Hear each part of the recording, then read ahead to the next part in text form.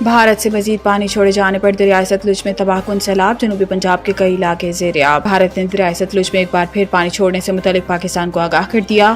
بھارتی high commission کی جانب سے آگاہ کرنے پر وزارت آبی وسائل نے الرٹ جاری کیا ہے، جس کے مطابق دریائے ستلج میں ہریکے اور فیروز پور کے مقام پر اونچے درجے کے سیلاب کا خدشہ ہے۔ دریائے ستلج پر گنڈا سنگھ والا کے مقام پر سیلاب نے ہولناک شکل اختیار کر لی ہے، جہاں پانی کا بہاؤ 3,27,000 کیوسک تک پہنچ چکا ہے۔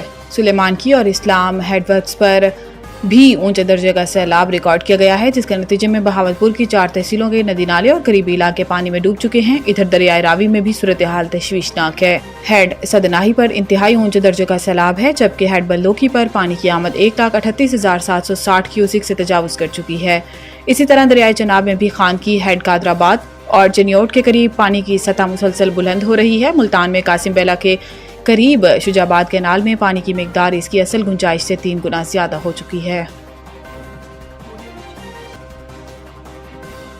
عطیات کا عالمی دین، وزیر اعظم کی قوم سے سیلاب متاثرین کے لیے امداد و تعاون بڑھانے کی اپیل۔ اپنے پیغام میں وزیر اعظم شہباز شریف نے کہا کہ پاکستان دنیا کے ساتھ ہم آواز ہو کر آج عطیات کے عالمی دن پر معاشرتی فلاح و بہبود میں آمد و رفت اور باہمی رواداری کی اہمیت کو اجاگر کرتا ہے۔ پاکستان کی معاشرتی تاریخ اس بات کی گواہ ہے کہ پاکستانی بلا رنگ و نسل اور بلا تعصب دوسروں کی بے لوث مدد کرنے میں فخر محسوس کرتے ہیں۔ انہوں نے کہا کہ دوسروں کی خدمت کا پرخلوص جذبہ پاکستان کے سماجی و معاشرتی اقتدار اور تہذیب کا اثاثہ ہے۔ پاکستان کے رضاکار خدمتکاروں نے حادثات، قدرتی آفات، جنگ اور دیگر ایمرجنسی حالات میں ہمیشہ اپنے اہل وطن کی بھرپور عملی اور مالی مدد کی ہے۔ پاکستانیوں کی فلاحی کاموں اور امداد و عطیات میں بھرپور شرکت کی وجہ سے عالمی سطح پر پاکستان کا نام سب سے زیادہ عطیات دینے والے ممالک میں شامل ہے۔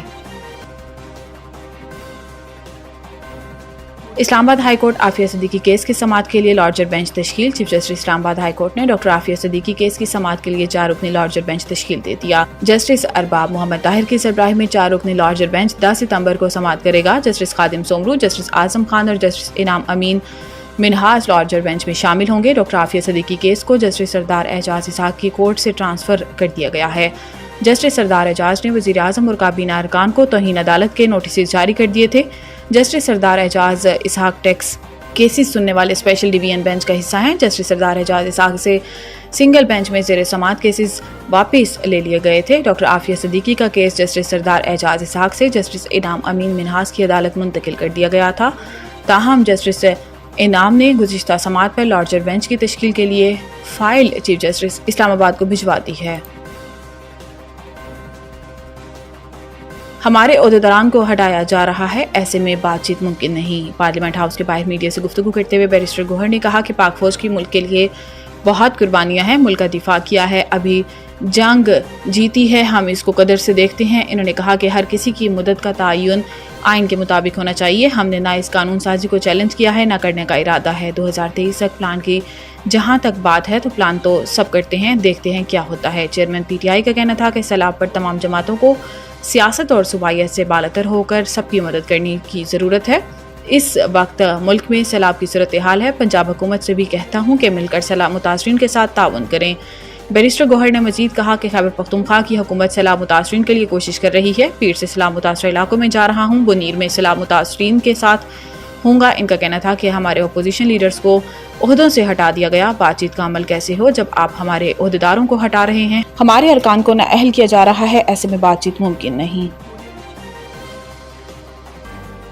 پنجاب مونسون کے 10ویں اسپیل کا الرٹ جاری، طوفانی بارشیں متوقع، ندی نالے بھرنے سے فلش فلڈنگ کا خدشہ ہے۔ پی ڈی ایم میں پنجاب نے 6 سے 9 ستمبر تک صوبے کے بیشتر اضلاع میں طوفانی بارشوں کی پیشن گوئی کی ہے اور کچھ علاقوں میں فلش فلڈنگ کا خدشہ بھی ظاہر کیا ہے۔ ترجمان پی ڈی ایم کے مطابق 10ویں اسپیل میں راولپنڈی، مری، گلیات، اٹک، چکوال، جہلم، گجرانوالہ، لاہور اور سیالکوٹ میں بارشیں متوقع ہیں۔ اس کے علاوہ ناروال، حافظ آباد، اوکاڑہ، ساہیوال، قصور، سرگودا اور میاں والی، ڈیرہ غازی خان، ملتان اور راجن پور میں بھی بارشوں کا امکان ہے۔ ترجمان پی ڈی ایم کے مطابق 7 سے 9 ستمبر کے دوران ڈیرہ غازی خان، رودکوہیوں میں فلیش فلڈنگ کا بھی خدشہ ہے۔ دوسری جانب D G P D M میں پنجاب عرفان علی کاٹھیا کا کہنا ہے کہ دریائے چناب، راوی اور ستلج میں سیلابی صورتحال کا سامنا ہے، جبکہ بڑے شہروں میں مونسون بارشوں کے باعث ندی نالے بھی بھر سکتے ہیں۔ آئی سی سی ویمنز ورلڈ کپ ٹکٹس افتتاحی تقریب کی تفصیلات جاری۔ تفصیلات کے مطابق نامور بھارتی گلوکارہ Shreya Ghoshal women's world cup کی افتتاحی تقریب میں اپنی آواز کا جادو جگائیں گی۔ رواں سال کا میگا ایونٹ بھارت کے 4 شہروں اور سری لنکن دارالحکومت کولمبو میں کھیلا جائے گا۔ شائقین کو محض کرکٹ ہی نہیں بلکہ ثقافت، موسیقی اور کھیل کے حسین امتزاج سے بھی روشناس کرایا جائے گا۔ بھارت اور سری لنکا کے درمیان گوہاٹی میں افتتاحی میچ سے قبل عالمی شہرت یافتہ بھارتی گلوکارہ شرییا گھوشال تقریب میں پرفارم کریں گی۔